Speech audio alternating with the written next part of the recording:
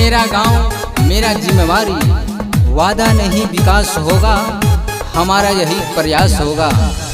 Gram panchayat Pipariya महामलपुर से सुयोग कर्मठ जुझारू युवा प्रत्याशी इन्नल कुमार निषाद जी के भारी मतों से विजयी बनाई।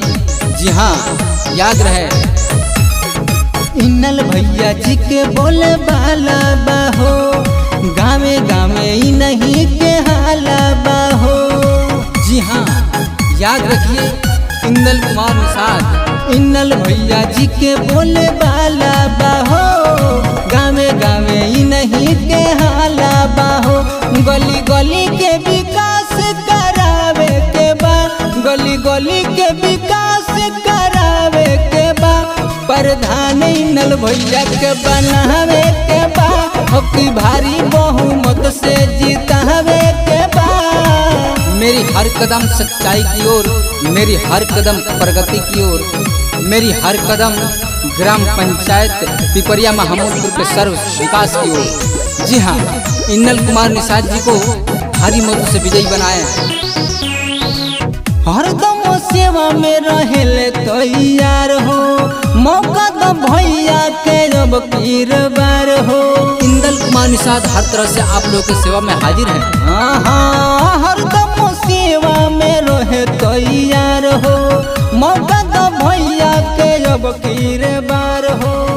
सबके हक अधिकार दिलावे के बा, सबके हक अधिकार दिलावे के बा।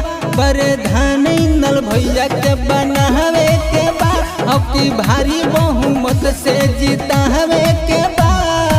एक अपील, ग्राम प्रधान शिक्षित होना चाहिए जो अपने गांव की कमियों को दूर कर सके। शिक्षित उम्मीदवार ही गांव के विकास की ओर ले जा सकता है। ये सब गुण हमारे इन्नल भैया निषाद के अंदर ना भूलना है, ना भुलाना है। इन्नल भैया को भारी बहुमत से जिताना है। घर घर आवास मिली बनी आंगनबाड़ी, लड़का सब पढ़े जइहे रहिए नया नारी। हर गरीबों के सेवा में उपस्थित रहते हैं, हर मजदूरों के लिए उपस्थित रहते हैं भैया। घर घर आवास मिली बनी आंगनबाड़ी, लड़का सब पढ़े जइहे रहिए नया नारी। काका बुढ़ाऊ के पेंशन दिलावे के बा, काका बुढ़ाऊ के पेंशन दिलावे के बा। प्रधान इन्नल भैया के बनावे के बा, की भारी बहुमत से जीतावे के बा।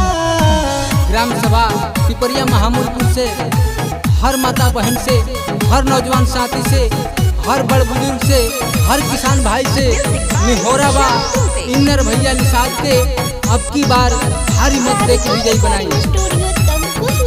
कहनी पिपरिया महामलपुर के लोग से, इन्नल भैया आइल बड़े बड़ी संजोग से। ना भूलना है, ना भुलाना है, इस बार इन्नल भैया जी को जिताना है। कहनी पिपरिया महामलपुर के लोग से, इन्नल भैया आइल बड़े बड़ी संजोग से। गीतिया जुल्मी दरोगा से गवावे के बा, गीतिया जुल्मी दरोगा से गवावे के बा। प्रधान इन्नल भैया के बनावे के बा, की भारी बहुमत से जीता